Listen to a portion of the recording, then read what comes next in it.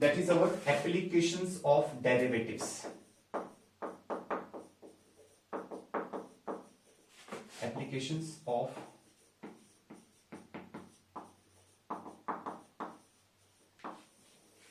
derivatives. हाँ सहर, अब बताओ, इज इट विजिबल? हाँ, देन इट्स फाइन, ठीक है। और इसमें क्या होता है कि सिग्नल कभी स्ट्रांग भी होता है, कभी वीक भी होता है, ठीक है। तो फ्लक्चुएशन थोड़ा थोड़ा चलता रहता है। अगर कभी बीच में 5 सेकंड के लिए फ्लक्चुएट हो भी गया तो टेंशन नहीं लेना, ठीक है। मैं बार बार रिपीट भी करता रहता हूँ, ठीक है। तो देखो, जो हम लोगों ने अभी डिफरेंशिएशन हमने पढ़ा, ठीक है। अब उस डिफरेंशिएशन की एप्लीकेशंस क्या है, मतलब क्यों हमने पढ़ा। कोई भी चीज हम पढ़ते तो उसका हमारी लाइफ में भी कुछ एप्लीकेशन होना चाहिए ना। जो हम लाइफ में जो कुछ भी कर रहे हैं उससे रिलेटेड चीजें होनी चाहिए। तो उसकी एप्लीकेशंस क्या है, that is what we are going to do, ठीक है। This is your chapter number 6, last chapter of the first book. तो जो सबसे पहली एप्लीकेशन जो हम करने जा रहे हैं, ठीक है, लिखिए, डिफरेंशिएशन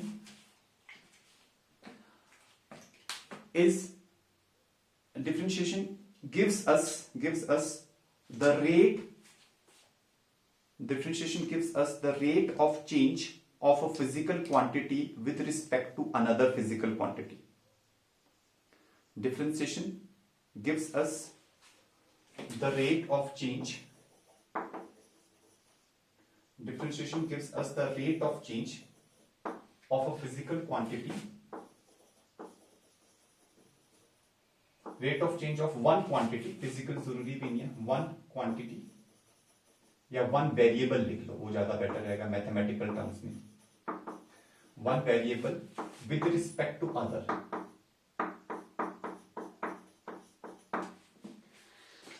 ठीक है। तो डिफरेंशिएशन हमारे को रेट ऑफ चेंज के बारे में बताता है। अच्छा, रेट ऑफ चेंज क्या होता है? जैसे हम लोग हमेशा पढ़ते हैं dy by dx। इसका मतलब क्या होता है? इसका मतलब होता है रेट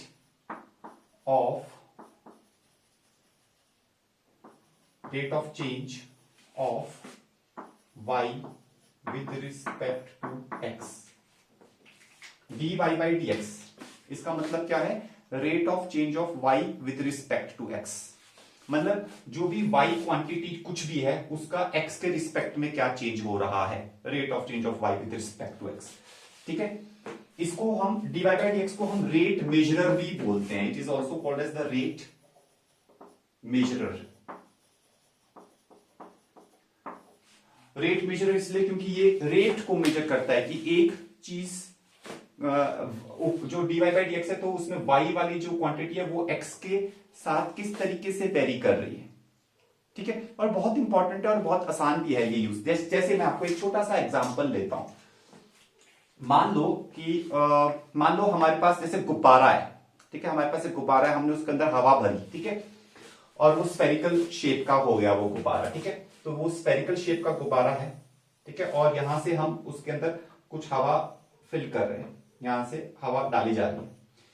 अच्छा, जब हम उसके अंदर हवा डाल रहे हैं तो ये गुब्बारा बड़ा होता जा रहा है, ये गुब्बारा बड़ा होता जा रहा है। तो फिर क्या क्या चेंजेस आ रहे हैं, कौन कौन सी चीजें चेंज हो रही है? अगर आप देखोगे, अगर गुब्बारा बड़ा होता जा रहा है तो उसका जो रेडियस है, उसका रेडियस जो है, रेडियस इंक्रीज कर रहा होगा। अच्छा, रेडियस है तो डायामीटर भी है, तो डायामीटर भी इंक्रीज कर रहा होगा, ठीक है। Radius, diameter. अच्छा, फिर यहां पर सरफेस एरिया भी उसका इंक्रीज कर रहा होगा, ठीक है। वॉल्यूम भी उसका इंक्रीज कर रहा होगा। हर चीज इसकी इंक्रीज कर रही होगी। जो भी हम स्फीयर से रिलेटेड जो भी हम चीज डिफाइन कर सकते हैं वो चीजें इंक्रीज कर रही होगी। तो किस रेट से वो इंक्रीज कर रही है, अगर वो पूछा जाए, जैसे आपसे पूछा जाए what is dv by dr, ऐसे पूछा जा सकता है। अभी एक एग्जांपल ही ले लेता हूं मैं इसके ऊपर बेसिकली। तो dv by dr का मतलब क्या हो जाएगा कि भाई उस गुब्बारे का वॉल्यूम रेडियस के हिसाब से, what is the rate of change of volume with respect to radius, ये पूछा जा सकता है। अच्छा, और क्या क्या पूछा जा सकता है? पूछा जा सकता है ds/dr, ऐसे पूछ सकते हैं, या फिर पूछ सकते हैं ds/dv, कुछ भी पूछ सकते हैं। चारों चीजें वेरिएबल है, ये चारों चीजें वेरिएबल है। किसी भी एक वेरिएबल चीज में, एक चीज में कितनी वेरिएबिलिटी आ रही है विद रिस्पेक्ट टू अदर, वो पूछा जा सकता है। तो ds/dv का मतलब हो गया कि rate of change of surface area with respect to volume, ठीक है। ds/dr का मतलब हो गया rate of change of surface area with respect to radius. तो हम कैसे निकालें कि भाई ds/dr dv/dr हम कैसे निकालें, रेडियस के रिस्पेक्ट में कैसे निकालें? तो हमें फॉर्मूले पता होने चाहिए। अच्छा, कौन से फॉर्मूले? आपको याद होगा जब हम 9th और 10th क्लास में थे तो सरफेस एरिया एंड वॉल्यूम नाम का एक चैप्टर हुआ करता था। 10th में था, 9th में भी था, 9th में भी 10th में। तो सरफेस एरिया एंड वॉल्यूम जो चैप्टर है उसमें हमें पता होता था कि वॉल्यूम ऑफ अ स्फीयर क्या होता है। बताओ शहर, what is the volume of a sphere? तो मैं एक बार आपको बोल देता हूं कि आपने क्या क्या चीजें याद करनी है। जैसे क्यूब, क्यूबॉइड, लिखना चाहते हो तो लिख भी सकते हो आप, है ना। क्यूब, क्यूबॉइड, कोन, स्फीयर, हेमीस्फीयर, ठीक है। ये तो हो गए हमारे पास। वैसे तो 10th क्लास में फ्रस्टम भी पढ़ते थे, लेकिन उस पर कोई क्वेश्चन है नहीं, ठीक है, तो उसकी जरूरत नहीं आपको। बस ये 5 चीजें, इन पांचों चीजों के वॉल्यूम, सरफेस एरियाज, या फिर किसी का कर्व सरफेस एरिया है, सिलेंडर है, कोन है, इनके कर्व सरफेस एरियाज है, curve surface area, total surface area, जो कुछ भी है होता है, वो सारी चीजें आपने क्या करना है, आप चाहे गूगल से सर्च करो या आपके पास पुरानी बुक्स हो, आपके छोटे भाई बहनों की बुक्स हो, तो वहां से आप एक कागज लो, उस कागज में ये सारी चीजें बना दो। पढ़ना नहीं है, पहले लिखना है, पहले लिखो उसको, पहले लिख करके बनाओ, फिर उस कागज को अपने पास रखो। फिर इस पूरे यूनिट के दौरान आप उसको, चाहे आप याद करना भी मत, ठीक है ना, आप बस उस कागज को पास रखना, आपको खुद ही याद हो जाएगा वो, क्योंकि वो बहुत सिंपल सी चीजें हैं, 9th 10th की चीजें हैं, वो थोड़ा सा भूल जाते हैं कई बार, तो वो याद हो जाएगा आपको, ठीक है। लेकिन उस कागज को बना करके रखो। उसके अलावा जो 2 डायमेंशन में आपके पास होता है, एरिया ऑफ सर्कल वगैरह, ये सब चीजें, सर्कल, रेक्टेंगल, पैरेललोग्राम, ये सब चीजें भी यूज होती हैं, थोड़ा कम यूज होती है लेकिन होती हैं, इस यूनिट में यूज होंगी। तो this is what is your homework for today, ठीक है। तो आज आप लोगों ने ये सब करना है और फिर उसके बाद मुझे दिखाना है आप। तो जैसे हमें dv/dr निकालना है, तो सबसे पहले हमें वॉल्यूम का फॉर्मूला पता होना चाहिए। स्फीयर का जो वॉल्यूम होता है उसका फॉर्मूला होता है हमारे पास 4/3 पाई r³। This is the formula, ठीक है अक्षित। नाउ अब हमें dv/dr निकालना है, तो हम क्या करेंगे, we will differentiate it with respect to r, dv/dr we will differentiate it with respect to r। तो 4/3 पाई बाहर आ जाएगा, 4/3 पाई यहां आ गया, यहां पे आ जाएगा d/dr of r³, d/dr of r³, ये ऐसे करके आ जाएगा, ठीक है। अच्छा, अब यहां पर जो है ये आ जाएगा 4/3 पाई और d/dr of r³, with respect to r differentiate कर रहे हैं, तो आपके पास क्या आ जाएगा, आपके पास आ जाएगा 3r², 3 से 3 कैंसल, ठीक है, और ये आपके पास आ जाएगा 4 पाई r²। ये सब चीजें करनी पड़ेगी, मतलब इस चैप्टर, इस एक्सरसाइज में ये सब चीजें करनी पड़ेगी। बहुत सिंपल है, ठीक है, it's not at all difficult क्या है अभी आपको मैं बताऊंगा। डिफरेंशिएशन तो इजी रहेगा, ठीक है। अब जैसे ये सेकंड चीज है ds/dr, ये निकालना है, तो पहले आपको सरफेस एरिया का फॉर्मूला पता होना चाहिए। अगर आपको फॉर्मूला याद नहीं होगा तो आप फंसोगे, ठीक है।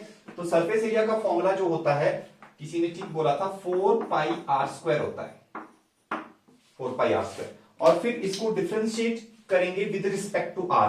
देखो s और r यहां वेरिएबल है, यहां पर 4 पाई कांस्टेंट है, तो डिफरेंशिएट करेंगे तो ds/dr लिखेंगे सब लोग, तो ds/dr ऐसे लिखा, तो यहां पे 4 पाई बाहर आ जाएगा और यहां पे आ जाएगा d/dr ऑफ r², वो सबको आता है। r² का differentiation with respect to r, वो 2r होगा, तो वो 2r आ जाएगा, तो आपके पास आ जाएगा 4 पाई इंटू 2r एंड 4 2 8, तो ये आ जाएगा 8 पाई r, लाइक दिस। अच्छा, फिर हम क्या करेंगे, अच्छा अब देखो, जैसे ये हमारे पास ds/dv है, ठीक है। ये अगर हमारे से पूछा जाए कि what is the differentiation of surface area with respect to volume, तो यहां पर हम 2 तरीके से आंसर ला सकते हैं, मैं आपको अभी डिफरेंशिएशन सिखा रहा हूं कि कैसे हम सरफेस एरिया का derivative with respect to volume निकालेंगे, मतलब rate of change of surface area with respect to volume कैसे निकालेंगे। आप पैरामीट्रिक से भी कर सकते हैं। पैरामीट्रिक से क्यों क्यों कर सकते हैं? क्योंकि देखो volume as a function of r ये है, surface area as a function of r ये है। तो अगर आप आर को पैरामीटर मान लो, आप ये थोड़ी देर के लिए समझ लो कि जो कैपिटल आर है रेडियस वो पैरामीटर है, तो भैया ये तो पैरामीट्रिक डिफरेंशिएशन का जैसे हो गया। तो आप इसको ऐसे कह सकते हो कि ds by D R divided by dv by D R, आप ऐसे कह सकते हो। पैरामीट्रिक डिफरेंशिएशन यूज कर सकते हो। और एक और तरीका बताऊंगा मैं आपको, वो चेन रूल का तरीका, वो भी आप यूज कर सकते हो, जो भी आप चाहते हो, ठीक है। तो पैरामीट्रिक डिफरेंशिएशन में ds बाई डी आर, भाई आपने ये निकाला अभी यहाँ पे 8 पाई आर, तो दोबारा निकालने की आवश्यकता नहीं है, आप यहाँ पे 8 पाई आर लिख दीजिए। अच्छा dv बाई डी आर, ये आपने निकाला यहाँ पे 4 पाई आर स्क्वायर, तो ये लिख दीजिए आप 4 पाई आर स्क्वायर। और इसको थोड़ा सिंप्लीफाई कर दीजिए, एक आर से एक आर कैंसिल हो गया, पाई से पाई कैंसिल हो गया, 4 1 जा 4, 4 2 जा 8 हो गया। तो आपके पास क्या बचा? आपके पास बचा 2 बाई आर। तो ds by dv is 2 by r. Parametrically हमने डिफरेंशिएट कर दिया।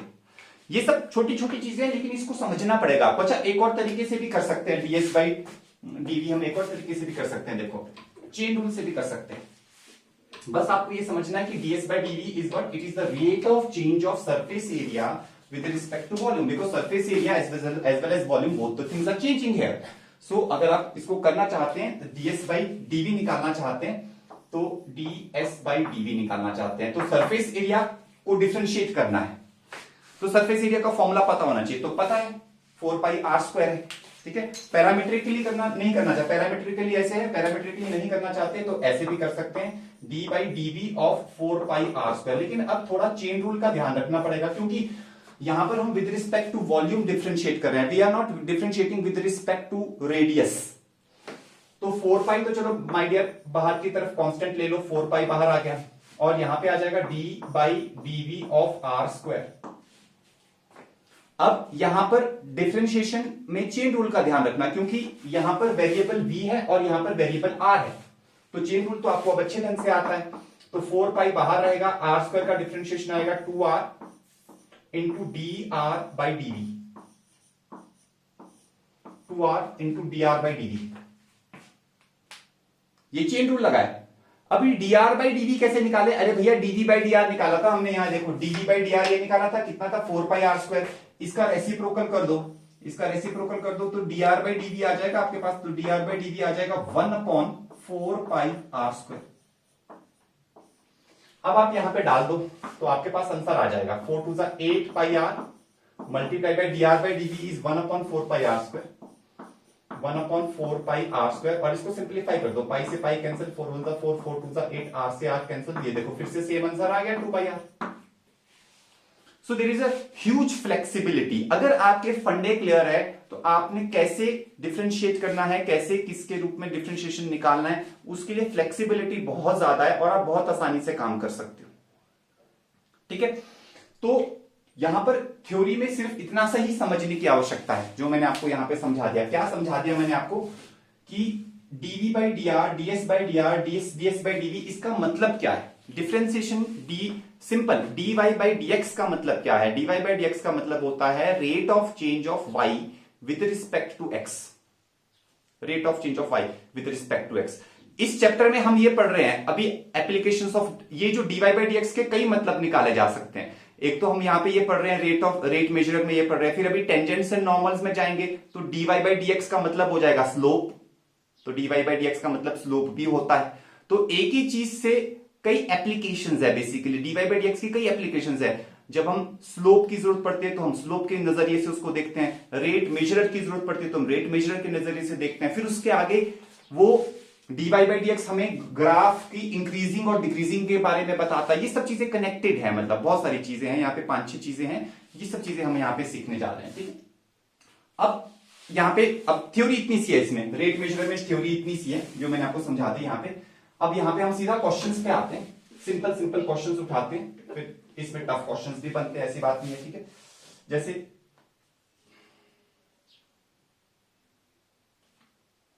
लिखिए, a spherical balloon has a variable diameter. First question लिखिए, अ स्फेरिकल बैलून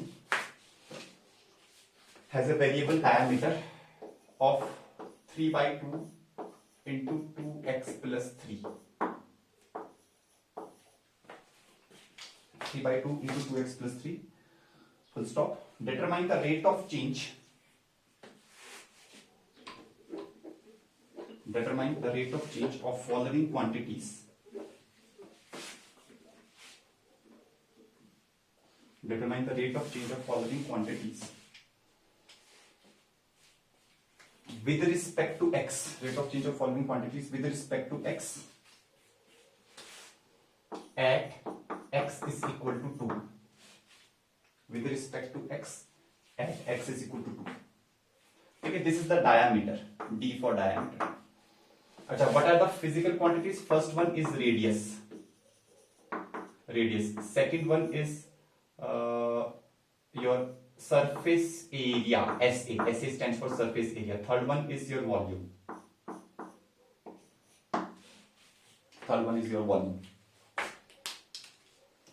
ठीक है. अच्छा, आप देखो डायामीटर है और सबसे फर्स्ट पार्ट डायमीटर है. डायमीटर से रेडियस तो कोई भी निकाल सकता है. रेडियस क्या होता है? रेडियस होता है डायमीटर अपॉन 2, d/2. तो इसको 2 से डिवाइड करो, ये आ जाएगा 3/4 इंटू 2x प्लस 3. तो हमने डायमीटर से रेडियस निकाल दिया. हमें रेडियस का रेट ऑफ चेंज निकालना है ना. क्या निकालना है हमारे को? रेडियस का rate of change with respect to x. With respect to x मतलब आपको निकालना है dr/dx. dr/dx निकालना. अच्छा, 3/4 यहां रहेगा बाहर. यहां पे ये 2 कांस्टेंट है. x का डिफरेंशिएशन हो जाएगा 1, 3 का डिफरेंशिएशन हो जाएगा 0. एक ही लाइन में कर दिया हमने. 2 से यहां मल्टीप्लाई करो तो आ जाएगा 3/2. Rate of change is 3/2. Rate of change of radius with respect to x is how much? It is 3/2. ठीक है. अच्छा, अब जो है point number 2, second part, surface area. Surface area का रेट ऑफ चेंज कैसे निकाला जाए? सरफेस एरिया का रेट ऑफ चेंज. अच्छा, सरफेस एरिया मैंने आपको क्या बोला? आपको फॉर्मूले पता होना चाहिए तो सरफेस एरिया का रेट ऑफ चेंज भी निकल जाएगा. सरफेस एरिया ऑफ बैलून अभी हमने पढ़ा 4πr². 4πr². ठीक है. अच्छा, अब किसी के दिमाग में ये आ सकता है कि भाई चलो अब हम यहाँ पे रेडियस की ये वैल्यू डाल देते हैं. रेडियस हमने निकाला, ये वैल्यू डाल देते हैं और फिर उसको फिर डिफरेंशिएट करेंगे. तो मैं आपको कहूंगा ऐसा मत करो. Don't do it. Use the chain rule. Don't do it. क्योंकि उससे ना आंसर आएगा बट वहां से लंबा हो जाएगा. क्योंकि आप खुद देखो, आप पहले ये रेडियस का कॉम्प्लिकेटेड सा एक्सप्रेशन यहां डालोगे, उसको स्क्वायर करोगे. ठीक है. फिर स्क्वायर करोगे तो फिर वो कॉम्प्लिकेटेड सा बनेगा. फिर उसको डिफरेंशिएट करोगे, फिर सिंप्लीफाई करोगे. इससे बेटर क्या है? इससे बेटर है सीधा डिफरेंशिएट कर दो. ds/dx with respect to x करना है डिफरेंशिएट. dx/dx सीधा डिफरेंशिएट करिए. 4π तो आपके पास कांस्टेंट है, इसको बाहर रखिए. यहां पे आ जाएगा d/dx ऑफ r². फिर इसको डिफरेंशिएट कर दीजिए तो ये आ जाएगा 4π बाहर. r² का डिफरेंशिएशन ये आ जाएगा 2r इंटू dr/dx. ये चेन रूल लगा 2r इंटू dr/dx. ठीक है. तो आपके पास क्या आ जाएगा? आपके पास आ जाएगा 8πr into dr/dx. And what is dr/dx? ये आपको पता है. dr/dx is 3/2. So put it here 3/2. तो ये आ जाएगा आपके पास 8πr इंटू 3/2. क्योंकि dr/dx आप निकाल चुके हैं ना, तो r की वैल्यू मत डालो, यहां डिफरेंशिएट करो और फिर सिंप्लीफाई कर दो. यहां पे 4 3 12, तो ये आ जाएगा 12πr. अच्छा, एक और चीज थी. 12πr आ गया. अब देखो 12πr आ गया. ये हमारा आंसर नहीं है क्योंकि हमारे को x इज इक्वल टू 2 पे निकालना है. x इज इक्वल टू 2 पे हमें ये रेट निकालना है. तो हम एक काम करेंगे, हम x इज इक्वल टू 2 पे रेडियस निकाल लेते हैं. ये रेडियस का फॉर्मूला है. आप ऐसा करिए, रेडियस निकालिए at x is equal to 2. कैसे निकालेंगे? बस इस फॉर्मूले में x इज इक्वल टू 2 डाल दीजिए. तो आपके पास आएगा 3/4 मल्टीप्लाइड बाई 2 इंटू 2 प्लस 3. तो ये कितना आ जाएगा? 2 2 4 प्लस 3 7 7 3 21 आ रहा है. तो 21/4 आ रहा है. रेडियस जो आ रहा है वो 21/4 आ रहा है. ये 21/4 रेडियस कब है? ये 21/4 रेडियस तब है जब x की वैल्यू 2 है. x इज इक्वल टू 2 पे 21/4 रेडियस है. तो आप यहां पर 21/4 डालेंगे, क्योंकि x इज इक्वल टू 2 पे ही आपसे भी पूछा गया है। तो आप यहां पे क्या करिए, आप यहां पे 12 पाई इंटू 21/4 डाल दीजिए। 4 1 4, 4 3 12, 21 इंटू 3 इज 63 पाई। ये आपका फाइनल आंसर हुआ, क्योंकि उन्होंने क्वेश्चन में स्पेसिफिकली कहा है कि we have to find out the rate of change of following quantities with respect to x at x is equal to 2। तो x is equal to 2 पे जब निकालना है तो हमारे को इस तरीके से निकालना पड़ेगा, रेडियस की टर्म्स में आंसर ना छोड़े, रेडियस को भी निकाल ले कि x is equal to 2 पे रेडियस है कितना। ठीक है साहब, थर्ड पार्ट पे आ जाते हैं। थर्ड पार्ट में हमें वॉल्यूम का रेट ऑफ चेंज निकालना है। तो सबसे पहले तो वॉल्यूम का फॉर्मूला पता होना चाहिए। तो वॉल्यूम का फॉर्मूला क्या है, 4/3 पाई आर क्यूब।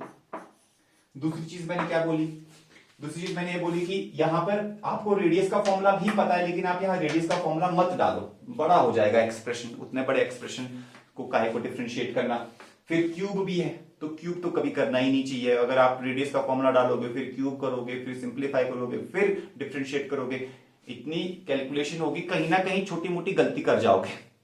हमेशा स्मार्ट वर्क करो, कैलकुलेशंस से बचो। हाँ, कैलकुलेशंस बहुत अच्छी भी, स्ट्रांग भी होनी चाहिए। ठीक है, तो हमें करना क्या चाहिए, आप यहां पे सीधा डिफरेंशिएट करिए, dv/dx करिए, डिफरेंशिएट करिए सीधा और चेन रूल लगाइए। तो यहां पे 4/3 पाई तो ऐसे आ गया, r क्यूब का डिफरेंशिएशन जो आएगा वो आ जाएगा आपके पास 3 बाहर, और यहां पे 3r² इंटू dr/dx। ध्यान रखना, we have differentiated with respect to x। अच्छा, तो 3 से 3 कैंसिल, तो आपके पास क्या आ जाएगा, आपके पास आ जाएगा 4 पाई r² इंटू dr/dx। dr/dx हम पहले ही निकाल चुके हैं, ये देखिए, ये dr/dx था 3/2। तो dr/dx हम निकाल चुके हैं, और रेडियस भी हम निकाल चुके हैं। x इज इक्वल टू 2 पे रेडियस ये निकाला था 21/4। तो दोनों चीजें यहां पे डाल दीजिए, तो आपका वॉल्यूम का rate of change with respect to x आ जाएगा। तो ये क्या आ जाएगा, ये आ जाएगा 4 पाई, और रेडियस की जगह पे आप डालेंगे 21/4, और dr/dx की जगह पे आप डालेंगे, अच्छा 21/4 का होल स्क्वायर भी और 3/2 भी है। ठीक है, बाकी फिर कैलकुलेशन से यहां कर देता हूं, चलो कैलकुलेशन भी कर ही देते हैं। 4 पाई 21/4 का क्या हो जाएगा, 21 इंटू 21/4 इंटू 4। ठीक है, और यहां पे इंटू 3/2, ऐसे करके कर लो, थोड़ा सा कैलकुलेशंस कर लो, एक 4 से एक 4 कैंसिल कर लो। ठीक है, और 4 2 8, यहां पे 8 लिख लो, 7 7 7 49। ठीक है, तो कर लेना इसके आगे कैलकुलेशन, मतलब थोड़ा सा कैलकुलेशन करना। 3 3 3, यहां पे मैं इतना सा लिख देता हूं, 3 3 3 हो जाएगा 27 पाई इंटू 49 हो। कैलकुलेशन खुद कर लेना इसके आगे जो भी है। 21 square, I think it is 424 होता है most probably, 4 20 square is 400, 400 something, 421 यहां ऐसे करके आएगा। 21 स्क्वायर कर लेना, कैलकुलेशंस खुद कर लेना, फिलहाल कोई चक्कर नहीं है यहां पे। अच्छा, अब क्या है, बस दैट्स ऑल, इस क्वेश्चन में इतना ही। नेक्स्ट क्वेश्चन देखिए।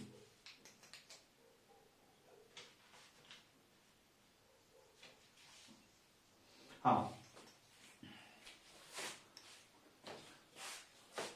लिखिए, a man 2 meters high walk at a uniform speed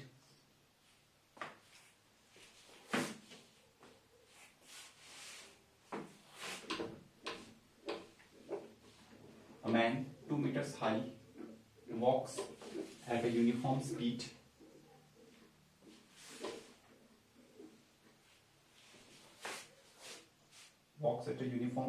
of 6 meter per minute away from a lamp post.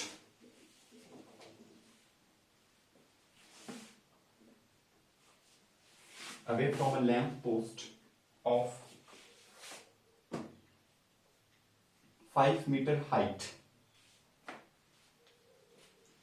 Away from a lamp post of 5 meter height.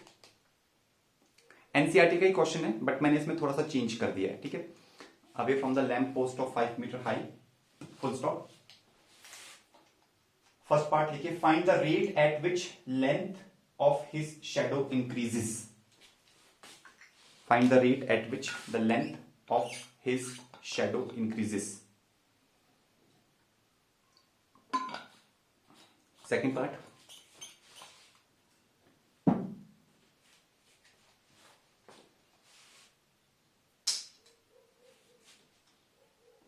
find d theta by dt at theta is equal to 30 degrees. Find d theta by dt at theta is equal to 30 degrees, where theta is the angle of elevation.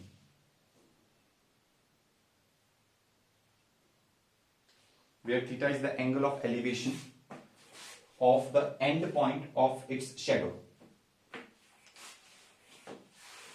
Of the end point of his shadow, where theta is the angle of elevation of the end point of his shadow. ठीक है, चलिए देखिए अब करते हैं, start करते हैं। Simple है क्वेश्चन, कोई बहुत टिपिकल नहीं है। एक बंदा है, ठीक है, और वो चल रहा है, ठीक है, man is walking at speed is given and there is a lamp post. Of course lamp post will be quite height, उसकी हाइट ज्यादा होगी। मान लो ये लैंप पोस्ट है, यहाँ पे बल्ब लगा हुआ है टॉप पे, ठीक है, उसकी हाइट है 5 मीटर, ठीक है, और एक बंदा है, वो बंदा यहां पर चल रहा है, walking away, I think he is walking away, ठीक है, वॉकिंग अवे फ्रॉम, है ना। अच्छा, उसकी हाइट भी गिवन है 2 मीटर, पर्सन की हाइट है 2 metre. He is walking away from the lamp post at a speed of 6 metre per minute. इस स्पीड से वो चल रहा है। रात का टाइम होगा तभी लैंप पोस्ट चला होगा, रात के टाइम पे शेडोज तो बनती ही है, ठीक है। अभी क्या है, यहां से रे ऑफ लाइट ऐसे ड्रॉ करो और ये ऐसे करके रे ऑफ लाइट आई और यहां पर ऐसे करके आई, इसके सर से टच करते हुए एकदम यहां पे, ठीक है। तो उसकी जो परछाई बनेगी जमीन पे वो कुछ यहां पे ऐसे बनेगी, ये उसकी परछाई होगी उस आदमी की, ठीक है। तो ये जो परछाई उसकी बनी है, इस परछाई, ये परछाई की लेंथ जो है वो इंक्रीज होने लगेगी जैसे जैसे। आपने खुद भी देखो ना, रात के टाइम पे जब आप मान लो आप वॉक कर रहे हो अपने घर के आसपास किसी भी सड़क पे वॉक कर रहे हो, तो फिर जब आप चलते हो तो आपने कभी देखा होगा आपकी परछाई एकदम लंबी होती जा रही है, कभी छोटी होती जा रही है। जब आप किसी लैंप पोस्ट के पास जा रहे हो तो छोटी होती जाती है, लैंप पोस्ट से जब दूर जा रहे होते हो तो वो परछाई लंबी होती जाती है। बस इस पर क्वेश्चन बना दिया है। तो बेसिकली डिफरेंशिएशन की हमारी लाइफ में बहुत सारी एप्लीकेशंस हैं, तो लाइफ से रिलेटेड क्वेश्चन है बेसिकली, ठीक है। तो सबसे पहली चीज में ये पूछा गया है कि भाई ये जो उसकी परछाई है ये किस रेट से इंक्रीज कर रही होगी, what is the find the rate of increase of A shadow, rate at which it is increasing, ठीक है। तो माय डियर स्टूडेंट्स, सबसे पहले तो इस टाइप के ये जो क्वेश्चंस होते हैं इसमें आपको क्या क्या चीजें दी हुई है और क्या क्या चीजें आपको निकालनी है, आपको ये चीज पता होना चाहिए। जैसे आपको ये 6 मीटर पर मिनट दिया है, कहने को तो ये वेलोसिटी है, लेकिन मैथमेटिकल टर्म्स में क्या होगा, ये मैथमेटिकल टर्म्स में अगर यहां से लेकर यहां तक का डिस्टेंस हम मान ले x, लैंप पोस्ट फिक्स्ड है, वहां से आदमी का डिस्टेंस x मान ले और परछाई की लेंथ मान ले हम y, तो ये जो वेलोसिटी है ये velocity actually dx by dt है।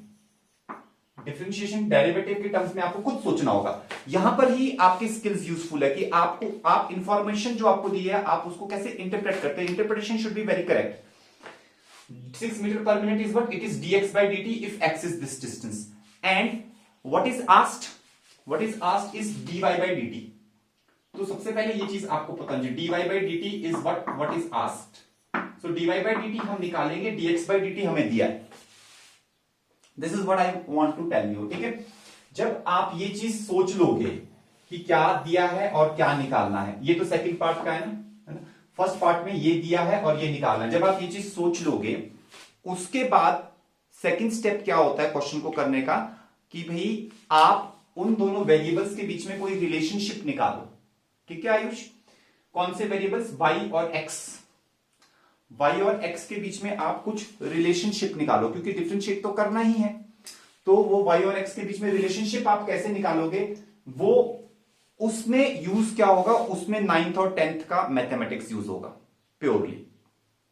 जैसे कि अभी मैंने कुछ फॉर्मुलेज आपको बताया। अब यहां पे क्या यूज हो रहा है, यहां पे हम ट्रिग्नोमेट्री भी यूज कर सकते हैं और यहाँ पे हम सिमिलर ट्राइंगल्स भी यूज कर सकते हैं, सिमिलरिटी भी यूज कर सकते हैं, बीपीटी यूज कर सकते हैं, जो कुछ आपको अगर कुछ याद है तो आप यूज कर सकते हैं, ठीक है। तो खैर मैं यहाँ पे ट्रिग्नोमेट्री यूज कर लेता हूं ताकि आपको सिंप्लिसिटी रहे। ये वाला एंगल थीटा है, ठीक है, this is the angle of elevation. तो अगर मैं tan थीटा निकालूं एक छोटे ट्राइंगल में, इस ट्राइंगल में, छोटे ट्राइंगल में फिर बड़े ट्राइंगल में, तो छोटे ट्राइंगल में आएगा 2 अपॉन परपेंडिकुलर अपॉन बेस, तो 2 अपॉन पाई, और बड़े ट्राइंगल में आएगा 5 अपॉन एक्स प्लस 5। बस tan थीटा इज दिस, ठीक है। अब क्या करो आयुष, अब इसको क्रॉस मल्टीप्लाई कर दो, इस tan थीटा को भूल जाओ, 2 upon y is equal to 5 upon x plus y, similarity से भी ये आना था। क्रॉस मल्टीप्लाई करके आप इसको क्या करिए, एक्स और वाई में रिलेशनशिप निकाल दीजिए, ठीक है। 2y उधर ले जाइए तो हमारे पास आ जाएगा 2x is equal to 5y minus 2y is 3y, 2x is equal to 3y, ठीक है। तो ठीक है, तो ये x और y में ये रिलेशनशिप आ गया, ये आपका काम होता है, ठीक है। आशीष आपको आ रहा है समझ में, ठीक है। This is your work, 2x is equal to what, 3y, 2x is equal to 3y। और सबसे ज्यादा टफ जो आपको लगेगा इस टाइप के क्वेश्चंस में, जो मैक्सिमम स्टूडेंट्स को लगता है, एवरेज स्टूडेंट्स को जो टफ लगता है वो यही होता है कि वो ये रिलेशन नहीं निकाल पाते अगर आप फंस रहे हो, क्योंकि आप डिफरेंशिएशन की वजह से कभी नहीं फंसोगे, दैट इज वेरी इजी। सारी कहानी कहां आती है, स्टूडेंट्स भूल चुके होते हैं कि कैसे 10th क्लास में क्या क्या हमें सीखा है, वो सब चीजें भूल जाते हैं कई बार, तो उसकी वजह से गड़बड़ हो जाती है। तो थोड़ा सा वो छोटी मोटी चीजें, तो थोड़ा सा उस पर एफर्ट कर लेना आप लोगों ने, ठीक है। अब ये रिलेशनशिप आ गया, कहानी खत्म। हमें dx बाई dt दिया है, dy बाई dt निकालना है, इसको डिफरेंशिएट कर दो विद रिस्पेक्ट टू टाइम, तो 2 times dx by dt is equal to 3 times dy by dt, 2 times dx by dt is equal to 3 times dy by dt। So 2 times dx by dt is what? dx by dt is 6 and 3 times dy by dt is what we need to find out. तो 3 1 जा 3, 3 2 जा 6, 2 2 जा 4, तो ये आ जाएगा 4 metre per minute ही आएगी इसकी unit, that is dy by dt। First part का आंसर आ गया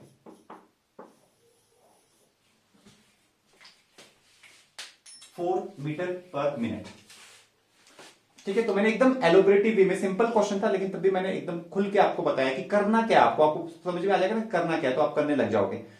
अब जैसे नेक्स्ट पार्ट में डी थीटा बाई dt निकालना है at theta is equal to 30 degree, तो करना क्या है, हमें करना यह है कि थीटा हमें एक एक्सप्रेशन निकालना पड़ेगा, ठीक है ईशानी, हमें एक्सप्रेशन निकालना पड़ेगा। अच्छा यहाँ पे एक्सप्रेशन तो ऑलरेडी निकला पड़ा है, ठीक है। हमें निकालना क्या है, थीटा और वाई के बीच में एक्सप्रेशन हमारे पास है।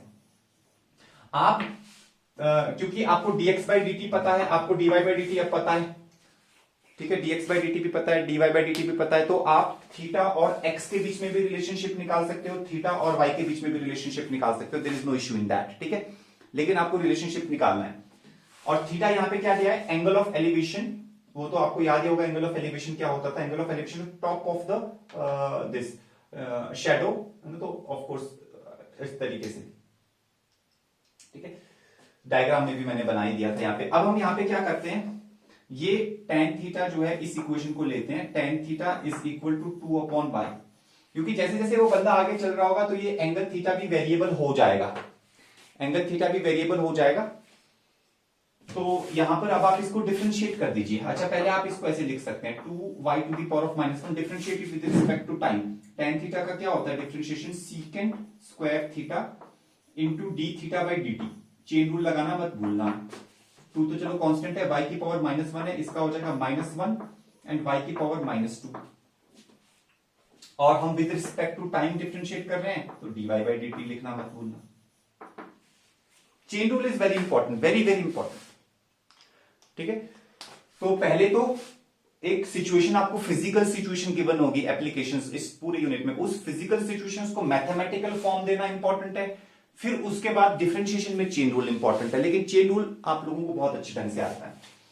हमें डी थीटा बाई dt निकालना है, हमें dy बाई dt पता है, और हमें y भी चाहिए होगा। तो हम ऐसा करते हैं अब देखो इन्होंने क्या बोला है, when theta is equal to 30 degrees, जब थीटा 30 डिग्रीज है उस समय पर हमें d theta by d t निकालना है।